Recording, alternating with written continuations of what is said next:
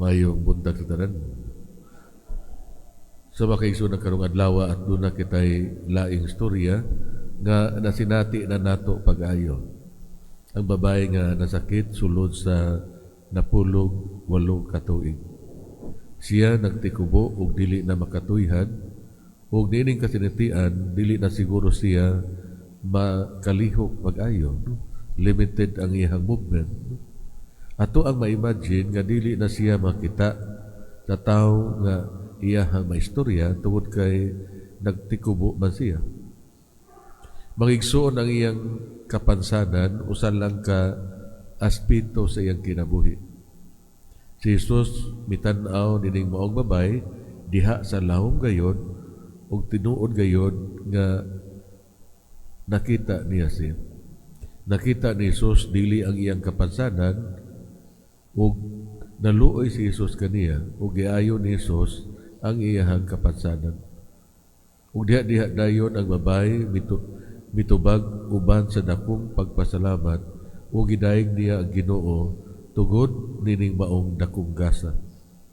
Ug nahibulong ang mga tao sa abilidad ni Jesus sa pag-ayo sa babae. Ug nasuko ang pangulo sa sinagoga sa gihimo nga pag-ayo ni Jesus sa babae sa adlaw ipapahulay.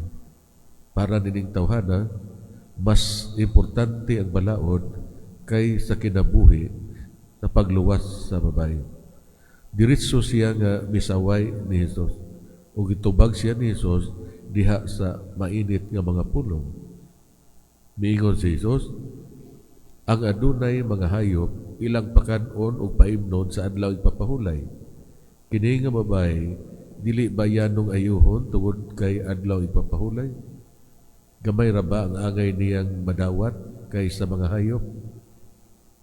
Magigsuon adunay mga panahon that we are too legalistic ug dali kayo kita nga makahukom sa ato ang isikatawo bisan tuod dili atong katungod ang paghukom. Usahay automatic ang ato ang paghukom ug wala kita mahibalo niini. Magigsuon karong adlaw, may we be mindful of our thoughts and especially of our judgment.